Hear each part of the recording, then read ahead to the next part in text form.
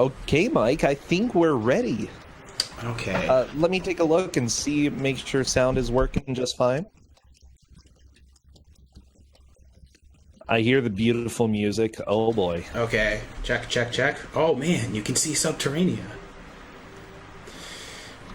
So yeah, you could pretty much call this block it's Uyama's fault block. This, Ernest Evans, and the Demon Rush are all things that I've brought upon people. Karnov, not so much.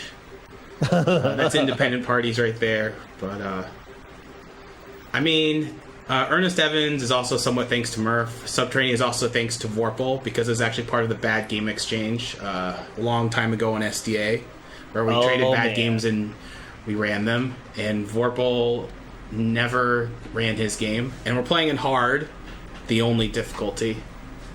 Of course. The difficulties are actually quite different in this game. The physics completely change. In hard, there's basically more physics. More gravity, more inertia. You can fly so fast, and your shields are so weak that if you slam into a wall at full speed... I'm actually going to demonstrate this right now, so I'm not starting the run. But I will demonstrate this. If you slam into a wall at full speed, you pretty much die instantly. I didn't even fully show it right there, but boom! See? Full speed crash. Oh, wow. Yeah. So there's your proof that's hard mode. Just the other day, we did one of the gauntlets and had them face Sinistar on hard, and that was pretty much a treat because he flings you like clear across the stage if he catches you. Yeah, I did see that, and I did definitely have a good laugh. So this is one of the few games where I can see someone new at this game play it and enjoy it and have a laugh. Because of how it works. It's just really funny to see people flailing about in this game. I don't know what it is, but anyway, we're gonna play the game. It's finally gonna start. And if you're wondering where my avatars from Discord and stuff come from, well, you're about to see real fast. While Town with No Name might have had women in motion, this game has mullets in motion. Mullets in motion. I love it. Look at that sexy protagonist. Oh, man. By the way, in the beta, you actually don't get that cutscene, but you see another cutscene with the protagonist, and you get a close-up shot of his face. Oh, baby. But they took it out for the final release. So this is Sub-Terrania. It's awfulsome. Like, you might not... Like, it doesn't look like a bad game. As you can hear, the music's good. The game has fairly high production values. Please get out of the way. But this game has a hellacious learning curve. It is very hard to control. And so do people want me to go for the fast strat or the safe strat here? You know, speed is good. Speed is good. Okay, since chat's probably not going to catch up with me, let's go for the fast strat. And okay. Super Mario got me, so now we're going to go for the safe strat. But, you know, it was worth trying. I did get a safety extra life, and it was just burned through right there. For Super Mario, good. And that's how you take care of the tail, for those of you wondering that Tuso Grande challenge. And the way this boss works is that you have to blow up all three sides of its face before you can finally damage it. And then once you do that, you can damage it, and you're done. Yeah, as you notice, his shield goes down pretty fast. There's also a fuel meter. If you run out of fuel, it's yeah, the fuel's on the top. To know what your health is, it's actually how red your current ship is, so it's where your lives are. I love that you just left one of the prisoners of war. Yeah, there's only one stage where you need to get all the POWs. It's pretty great. You can get failing grades on pretty much all the POW stages, except you need 100% in stage 5. Okay, that's kind of bad. I wanted that thing to blow up before I went there. And that laser will instantly kill you. And if you are on the sides of this elevator, you'll actually clip through the sides and beat... Oh, no, I want to get out. Okay. You didn't do the spin on the elevator, though. Yeah, I think only you've done that, Broscench, and gotten away with it. So if you spin on the elevator... elevator and you're not perfectly aligned, you will die. If you're too far on the side of the elevator, you will clip and die. So his hard mode has a special feature that I'm going to try not to show, and that is if you touch a surface like a wall or a floor while carrying an object like that, you will die instantly. And that's a hard mode only feature. Oh, baby. Oh, yeah, Alistair has good memories of this stage. He couldn't. Oh, was he one of the players playing this on Tuso Grande? Yep. Yeah. Also, for whatever reason, the objects you carry are considered weapons. Oh, yeah, you can switch over to them in order to release them. Alright.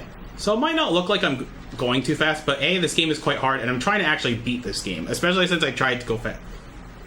Did I miss something? I forgot to get the sub-module. Hold on. I'm gonna need some fuel, and I think there's some down here. Oh, we'll see what happens. Okay. Okay, we're okay. We're not okay. We're okay again. Okay. I forgot to come down here and get the sub-module. So the sub-module is something you have to collect in every stage up to mission 6. And what it allows you to do is go inside the water. Yes, there are water stages and there are water physics, and they are absolutely terrible, and they don't make any sense because you are a 2-ton ship and you are somehow buoyant. Well, I mean, you have a lot of air inside. Ships float. Yeah, exactly. You just have a gigantic air bubble inside your ship. It's called Mullet Man's head. Yeah, exactly. Alright, so this stage, okay, good. We got good luck in the Dragonfly there. That's good. We're able to pass through quickly. Hopefully I can destroy the tank without... the tank comboed me. That's not good. Ooh. I don't think I need the extra life of shame. But... The only bad thing is that you lose a weapon power. Yeah, so I really, really wanted to hit that missile launcher, because... Or else it just combos you with missiles like that. The problem with hitting the missile launcher, though, is that if you aim in the wrong direction, some of your Mega Crash can also hit the POWs, and if you hit too many POWs, you can't complete the stage until you go back to base, and it takes so long to go back to base that you won't have enough fuel to do it. Okay, since I died... Actually, I might have enough fuel to do this, because there is a fuel power... I'm actually going to have to fly back to the base. Normally, you do a death abuse to get back to base, because as you can see, this is fairly lengthy. But since I died, I'm going to have to granny strat it back to the base. Oh, baby. We're falling. Oh. Poor single POW, exactly. But he was the bad apple of the group. We didn't like him. He was rude. What a dude. What a dude. I actually took those hits on purpose. That actually gets rid of the enemies for later in the stage when I have to pass through the area again.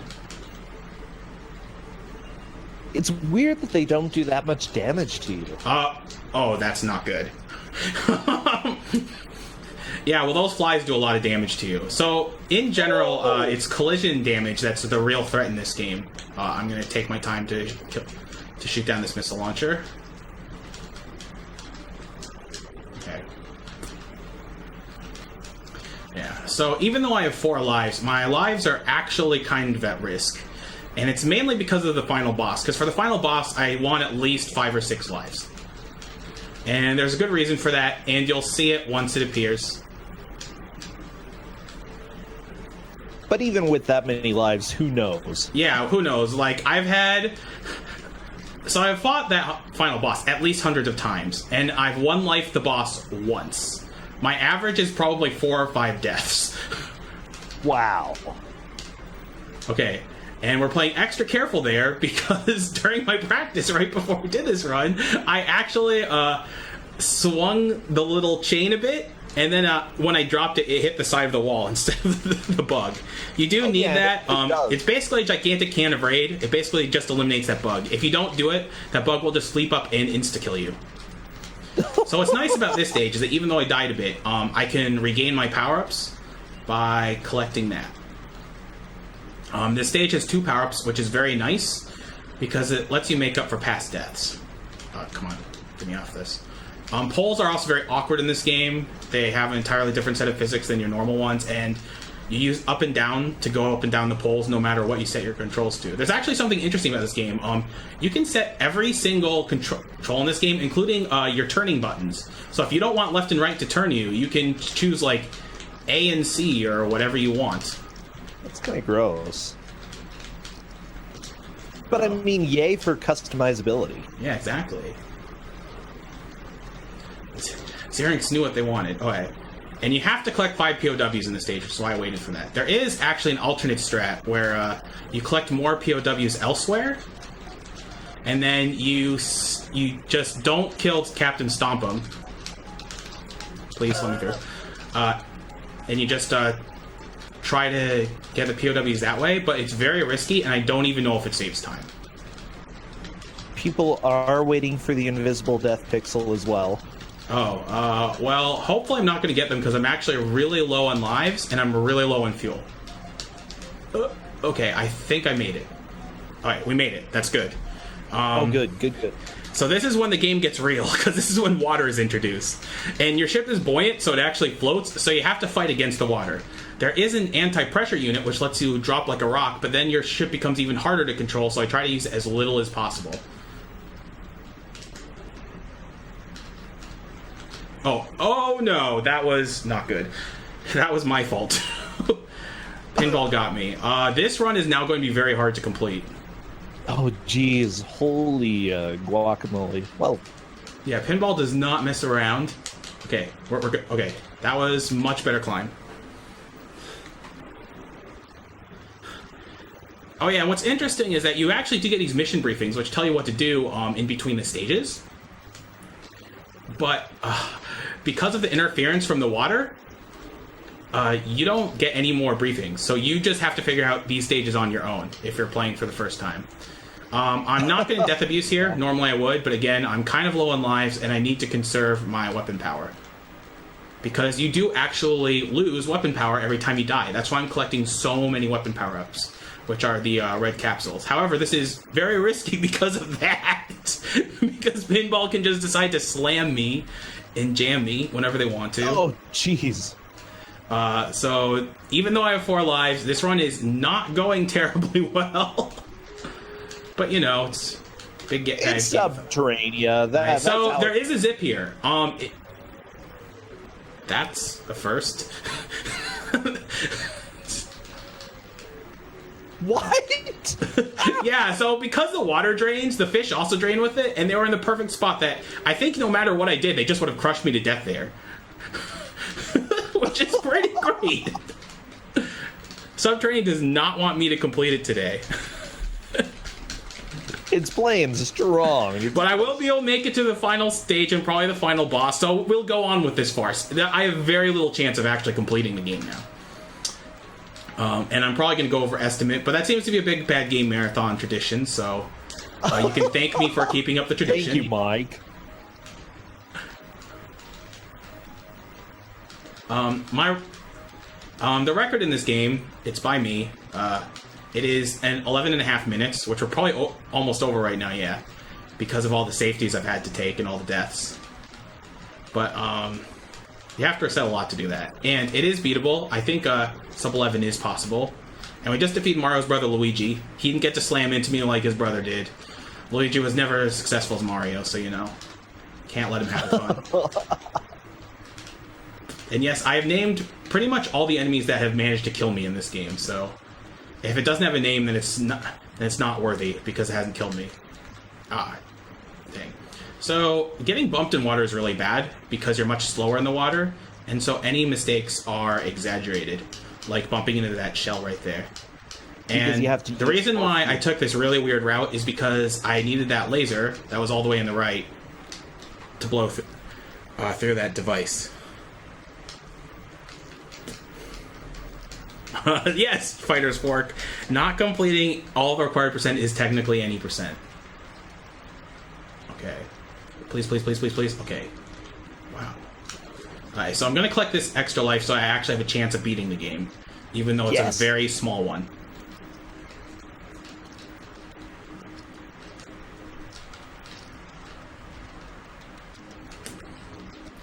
Also, I'll probably get another extra life because if I remember correctly, you get extra lives every 200,000 points. Good. So what we're... no, I don't want to get the shields yet. So we're going to try to do... So we're going to try to shoot this guy down.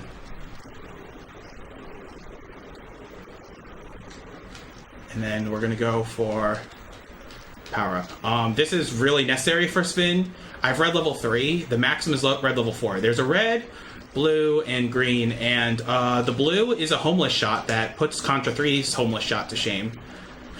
Like, it doesn't hit anything. And green is okay, but it's not as strong as red, and it's a bit on the spazzy side. Wait, it's the opposite of a homing shot? Pretty much. It tries to home it and stuff, but it fails miserably. Okay. Wow. We're gonna take safety strats because Mike Hager is protecting the key of the city. He really wants to pile drive me. Okay, we're just going in. Okay. We made it. Mike Hager's no longer protecting the key of the city. You do have to collect those keys, or else there will be a lightning barrier blocking your way to the final boss. So these are water physics. They exist. And you might be wondering, why aren't I running out of fuel? Well, the first item that I picked up in this stage is energy crystal that gives me essentially unlimited fuel. Technically, I could run out of fuel, but it takes something like 15 minutes for me to run out of fuel. Oh, wow. And the fast strat here is to try to speed past the Mike Tyson crabs, but we're going to play baby strats because it's debatable whether I'll... Oh, man. Oh, Mike! No! I did shoot that crab. It didn't seem to care because it's Mike Tyson, and he just knocks you out. I could have done a better shot in that crab, but still, well played, well played. I swear I'm not trying to play bad to play up how trolling this game can be. There's a reason why it's called Sub-Terrania. It just hates you that much. Okay, so... Help. Okay, we're good. We're good. Well, we're not good, because we're going to die in the final boss, but I think I can at least make it to the final boss.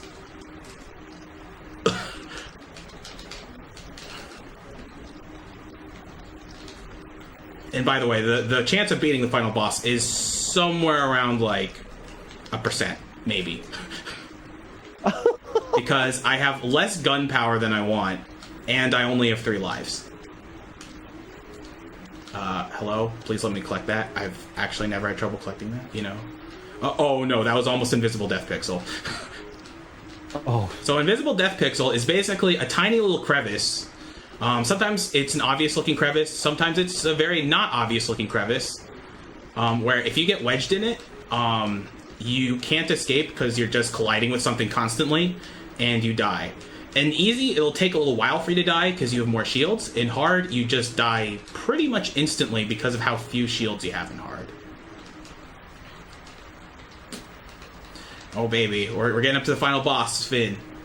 Alright, so it says start relocated because if I die now, it'll put me just at the beginning of this cave. And once I make it to the final boss, it'll put me at the final boss fight. So, I will now if I respawn, I will still have my gunpowder. And this is Finn, the final boss. It apparently stands for swine in Danish, and these developers are Danish. It also stands for something kind of obscene in Swedish, I've heard. And as you can see, it's very RNG heavy, because you can't really dodge his, whatever that is. His blade, his flower, his loot bits, I don't know. So he would probably be dead by now if I had level 3 shot. But since I don't, oh, okay, that was kind of my fault. So another bonus feature in hard is that if you die during the final boss, you will respawn with half health. Oh, and I got an extra life. We have like a 2% chance of completing this now. Yes. So this is the second form, and this is the more threatening form of the two, because it's very random when he charges, where he charges, and he just constantly spawns these fish that hurt you a ton. And so the only chance I have is to dodge these fish and get some good shots and then spin. And yeah. I have almost no chance of completing this, because the only chance I have is actually shooting enough of those fish, because those fish actually give you a lot of points, and then getting extra life from that. But we did. So yeah, so you saw most of the game. Now you get to see the game over screen. Your stats skin is constantly upgraded throughout the game, but if you game over, it gets downgraded to a beta version of 0.9. What a jerk that's been. Well, he is peppy, Victor, for the win. Yes, it is possible to beat the game. I did make some mistakes, and the game was very mean with its RNG on top of that. So I was not able to complete this run. Yeah. I mean, you basically saw the game. What I would have done if I beat the game is go over the credits, because there's actually something interesting about this game. So the developers, Xerinx, were Amiga demo scene people, and because of that, they were really able to push the capabilities of Genesis. As you can see, there's CGI in 1993. The game's very fast. There's not much lag. The music's great, and the developers And after Xerinx disbanded, after making 3 games, this, Red Zone, and a Saturn game called Scorcher, they formed IO Interactive, who you might know as the devs for Hitman. Yeah, they've come a long way. And I did look their names up on Moby Games, and they at least developed the first 3 Hitman games. I don't think they're developed with IO Interactive anymore, but yes, they were involved with the first 3 Hitman games, and so was Jesper Kyd, the composer to this game, who also went on to compose for small games such as, Assassin's Creed and Borderlands. Oh, nice. He's not the only composer for Borderlands, but he's one of the composers for Borderlands. Oh. Man, so now we're going to move on to our next game, which also have devs who